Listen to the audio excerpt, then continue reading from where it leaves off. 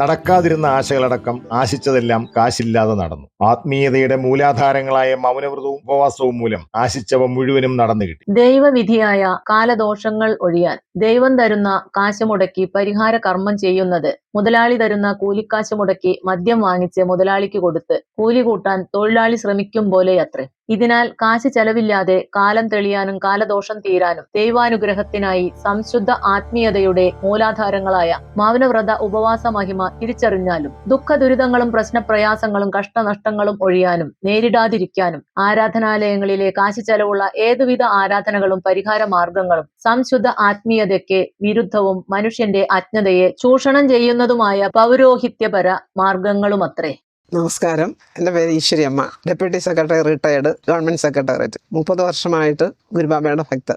1994 April ഭഗവാൻ ഗുരുബാബയെ പൂർണ്ണകുംഭം നൽകി സ്വീകരിച്ച് ആനയിച്ചു കൊണ്ടുവരുന്ന കാഴ്ച ഇപ്പോഴും ഞാൻ ഓർമ്മിക്കുകയാണ്. തിരുവനന്തപുരത്തുള്ള എല്ലാ സ്ഥാനികളായ വ്യക്തികളും അന്ന് അവിടെ സന്നിഹിതരായിരുന്നു. അന്ന് വരെ ഒരു സന്യാസിമാരുടെ അടുക്കലും പോയിട്ടില്ലാത്ത എനിക്ക് ആദ്യമായിട്ട് ഗുരുബാബ ദർശനം അതുവരെ ഉണ്ടാകാതിരുന്ന പല അനുഭവങ്ങളും ഉണ്ടാകുകയും ചെയ്തു. ഞാൻ അക്യൂട്ട് ആസ്മറ്റിക് ആയിരുന്നു. മരുന്ന് കഴിക്കുമ്പോൾ ആസ്മ മാറും. അതുകൊണ്ട് അതൊരു പ്രോബ്ലം ആയിരുന്നില്ല. എനിക്ക് 2 മേജർ സർജറി നടത്തിയിരുന്നു. അതിനുശേഷമാണ് വിട്ടുമാറാത്ത തലവേദന. പക്ഷെ തലവേദന വിട്ടുമാറാത്ത തലവേദനയായിരുന്നു. പല ഡോക്ടർമാരെയൊക്കെ കണ്ടിട്ടും പല മരുന്നുകളും ചെയ്തിട്ടും തലവേദനയ്ക്ക് ശാശ്വതമായ പരിഹാരം എങ്ങൊന്നും കിട്ടിയില്ല. അപ്പൊ വീണ്ടും സർജറി വേണ്ടി വരും എന്നുള്ള ഒരു സ്ഥിതിയിലേക്ക് കാര്യങ്ങൾ പോയപ്പോഴാണ് ഗുരുബാബ വരുന്നുണ്ടെന്ന് കേട്ടപ്പം ഒന്ന് പോയത്. അല്ല, സ്വാമിമാരെ വിശ്വാസം ഉണ്ടായിട്ടൊന്നും അല്ല. ഗുരുബാബ സംസാരിക്കത്തില്ല എന്ന് എനിക്കറിയില്ല. അപ്പം ഗുരുബാബയുടെ മുന്നിൽ ഞാൻ ഇരിക്കുന്ന സമയത്ത് എന്താണെന്നുള്ള അർത്ഥത്തിൽ ഗുരുബാബ ഉയർത്തി നോക്കി പേടിച്ചാറുണ്ട്. എനിക്ക് തലവേദന എന്ന് മാത്രം ഞാൻ പറഞ്ഞു. ആസ്മയുടെ കാര്യം ഞാൻ ഗുരുബാബയുടെ പറഞ്ഞുമില്ല.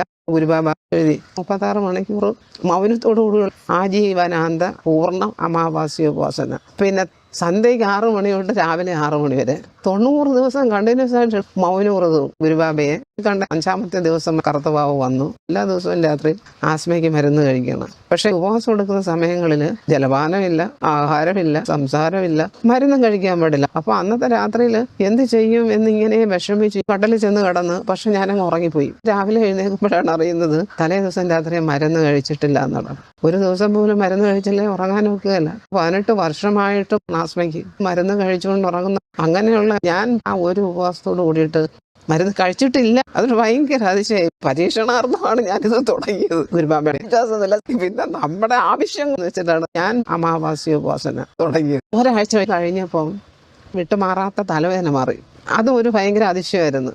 അങ്ങനെ ആ 90 ദിവസത്തെ മൗനവ്രതവും വിജയകരമായിട്ട് പൂർത്തിയാക്കാൻ എനിക്ക് കഴിഞ്ഞു. മറ്റൊരു സംഗതി, ആ മൗനവ്രതവും 90 ദിവസത്തിനകത്താണ് എൻ്റെ ജീവിതത്തിൽ ആത്മീയമായും ലൗകികമായും ഒരുപാട് ഒരിക്കലും മറക്കാൻ പറ്റാത്ത അനുഭവങ്ങൾ എനിക്കുണ്ടായി.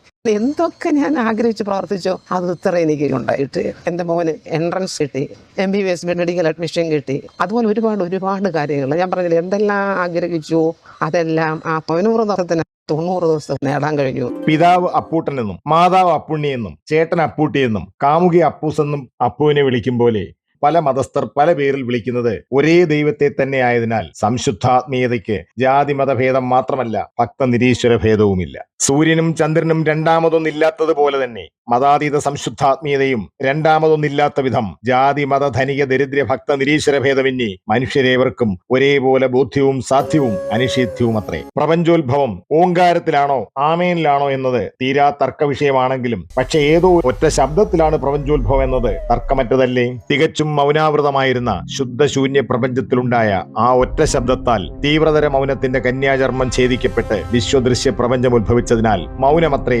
മതാതീത സംശുദ്ധാത്മീയതയുടെ ഒന്നാമത്തെ മൂലാധാരം. മനുഷ്യോത്ഭവം ബ്രഹ്മാവിനാലോ ആദം ഹവ്വയാലോ പരിണാമത്താലോ എന്നത് തീരാ തർക്ക വിഷയമാണെങ്കിലും പക്ഷെ ആദിമ മനുഷ്യർ കാടരായിരുന്നു എന്നത് തർക്കമറ്റതല്ലേ.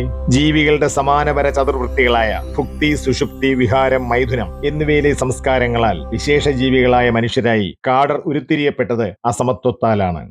ഒരേ കമ്പനി ഒരേ സമയത്ത് ഒരേ മാതൃകയിൽ നിർമ്മിച്ച യന്ത്രങ്ങൾ ഒരേ തരത്തിലും തലത്തിലും പ്രവർത്തിച്ചാലും അവയുടെ ഫലവും ക്ഷമതയും തേയ്മാനവും തകരാറും മാത്രമല്ല പുനർവിൽപ്പന വിലയും തമ്മിൽ വ്യത്യസ്തങ്ങളായിരിക്കും. സൃഷ്ടി സമത്വമുള്ള യന്ത്രങ്ങൾക്ക് പോലും സ്ഥിതി സമത്വം അസാധ്യമാണെന്നിരിക്കെ ഗർഭാധാനവും ഗർഭരക്ഷയും പ്രസവവും ശൈശവവും ബാല്യവും കൗമാരവും വ്യത്യസ്തേന പിന്നിട്ട് യൗവനം പ്രാപിക്കുന്ന മനുഷ്യന് സ്ഥിതി സമത്വം തികച്ചും അസാധ്യമാണെന്ന് മാത്രമല്ല അനർഹവുമത്രേ. സമത്വം നിയമമാക്കിയ സംയുക്ത റഷ്യ 3/4 നൂറ്റാണ്ടോടെ ഛിന്നഭിന്നമായ ഛിന്നഭിന്നമായതും അവശിഷ്ട റഷ്യയിൽ യാചകരും വേശ്യകളും മോഷ്ടാക്കളും ക്രിമിനലുകളും ക്രമാതീതമായി പെരുകിയതും റഷ്യൻ ബാലവേശ്യകൾ സമ്പന്ന രാജ്യങ്ങളിൽ ഓളം വെട്ടുന്നതും തെളിയിക്കുന്നത് ഭൂമിയിലെങ്ങും എക്കാലത്തും അസമത്വം അലംഘനീയമായിരിക്കുമെന്നത്രേ.